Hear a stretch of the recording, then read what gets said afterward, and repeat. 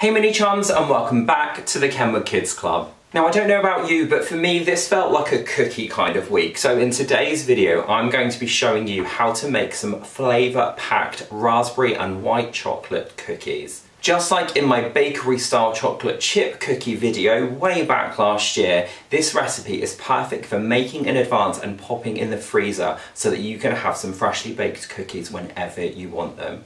But we'll get to that. Should we start by making up a batch of our cookie mixture and then I'll tell you what to do with it next.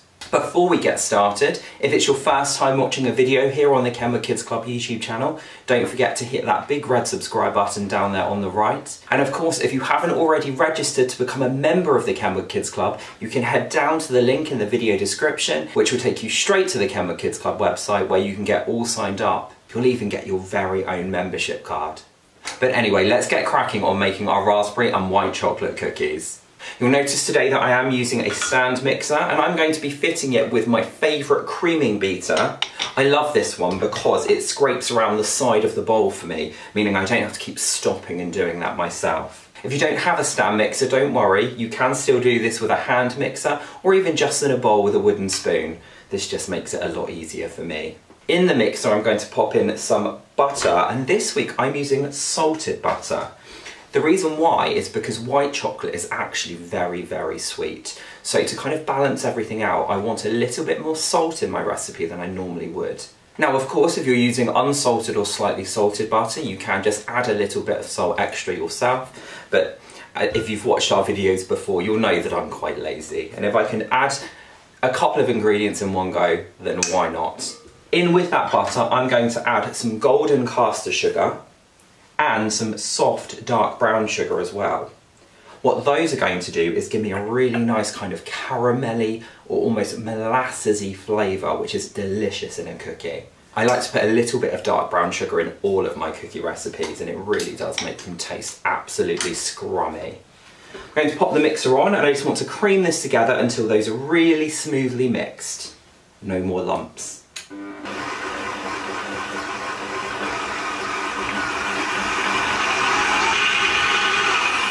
Once your butter and sugars are completely mixed, you should end up with a lovely, smooth and pale mixture that looks something like this. I'm going to try not to drop any.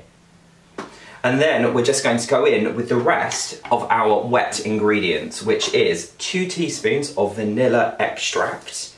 That's extract, not essence. And then 2 whole large eggs. As always, I'm going to crack those into a bowl first. That just means that if I drop any shell in there, it's a lot easier to scoop out than if I drop any shell in there. No shell today though. And then I'm just going to use a fork to break those yolks up. You don't really need to do this, it's just something I always do. And then again, that gets poured into the bowl with the butter, sugar and vanilla. And I'm just going to mix it together until it's smooth.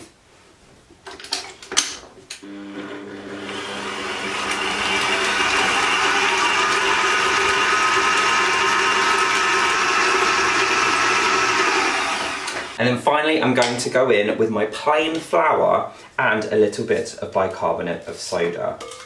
Just giving the beater a quick scrape though, just to make sure everything is nicely combined. And when it comes to adding your flour, normally if we're making a cake or cupcakes or something like that, we do sift our flour, and that's because it's a chance to add even more air into the mixture. But I'll be honest, when I'm making cookies, I'm not as worried about that because I don't want them to be too airy or they end up quite soft and cakey in texture.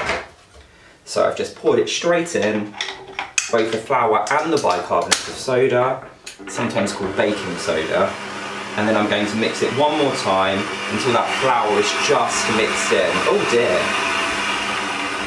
You want to start on a low speed when you're mixing in your flour, otherwise this happens.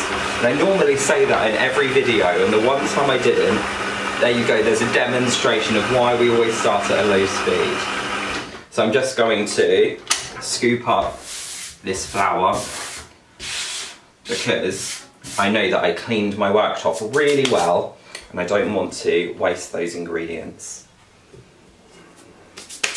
Whoopsie daisy.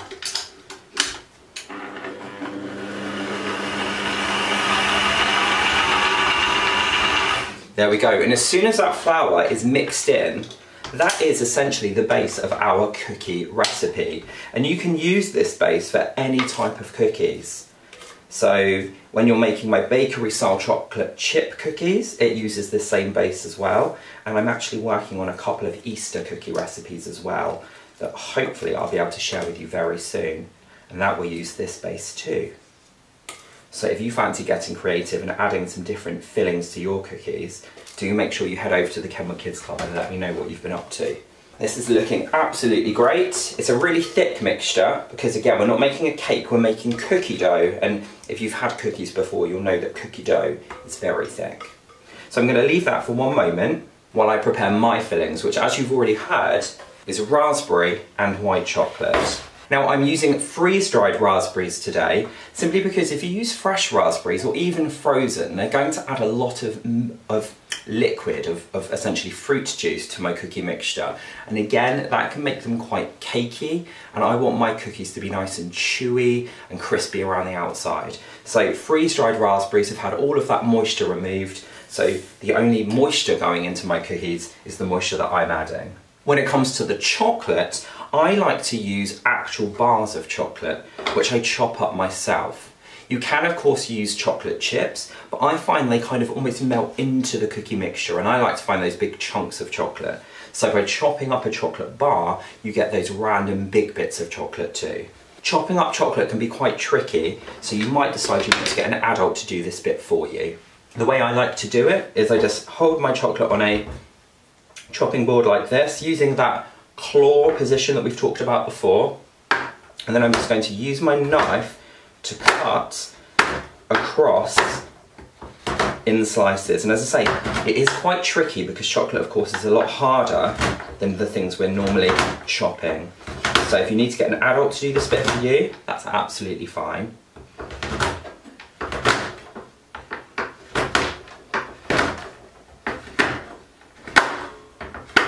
And then once I've chopped in one direction, I'm going to turn it around and chop in the other direction. And hopefully you can see on the camera that that means that I get some bigger chunks of chocolate and some smaller chunks of chocolate, which means that I'm going to get that lovely chocolatey flavour all the way through my cookies, and I'll get those random chunks every now and then as well, which are the best bit, let's be honest. So I'm going to just slide that first bar into there, and then do exactly the same thing again until I've chopped up all my chocolates.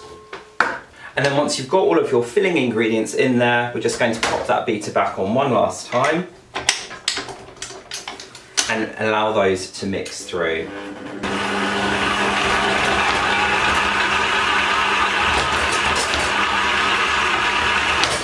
And then once you've done that, that is your cookie dough ready. So I'm going to take this bowl off the mixer and just give it one more scrape down the sides just to make sure everything is nice and included.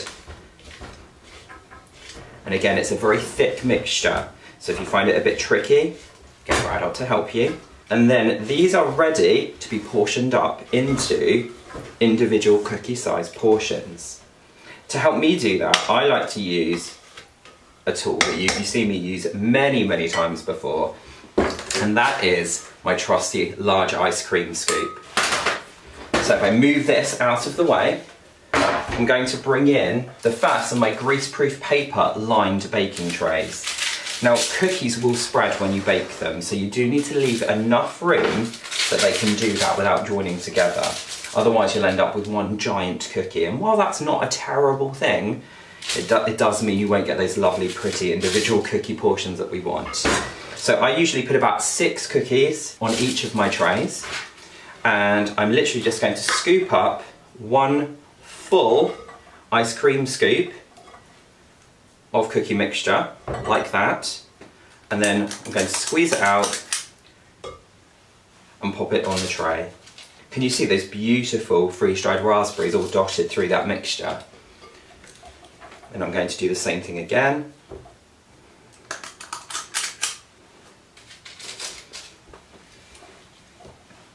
And then keep going until I have used all of my cookie mixture.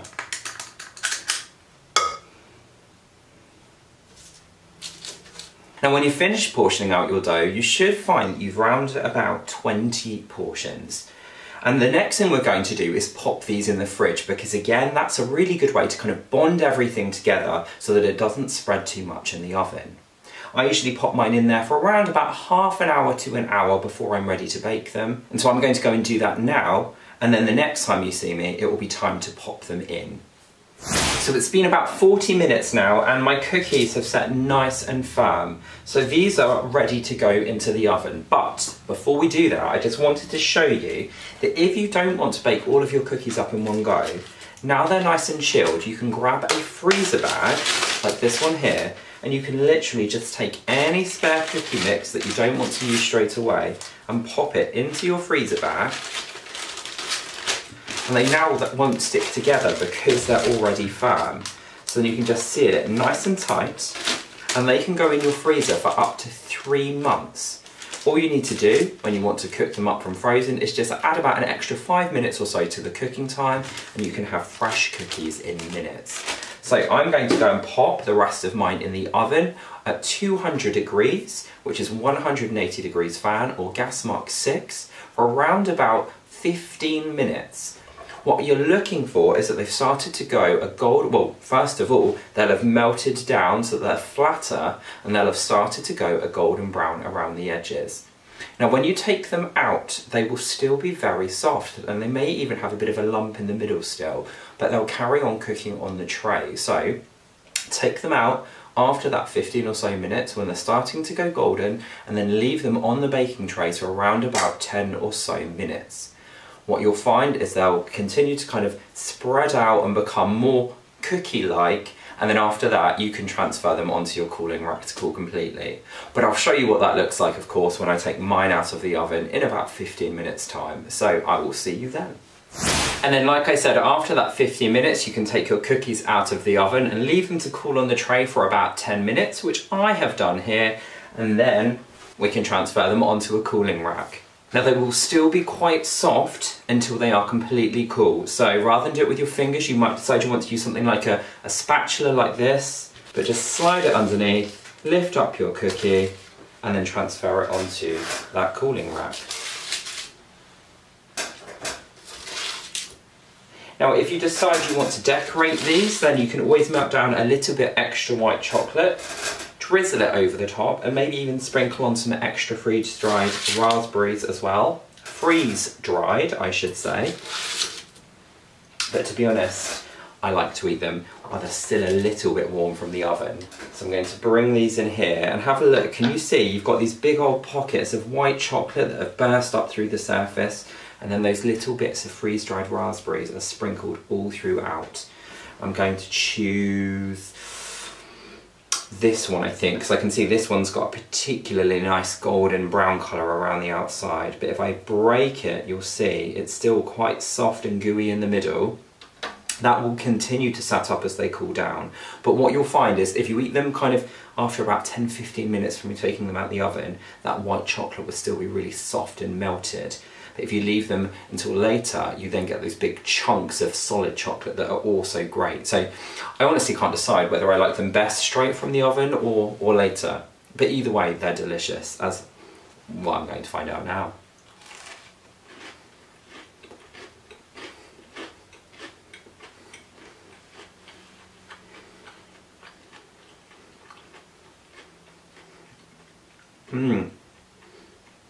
I've noticed, by the way, when I watch these videos back that I always frown. It's not because I'm like unhappy, it's my thinking face. They're so yummy. Again, they're almost caramelized from the dark brown sugar and the golden caster sugar. You've then got that delicious white chocolate. You've got the little bursts of raspberry, and honestly, they are, possibly in my opinion, the greatest cookie ever.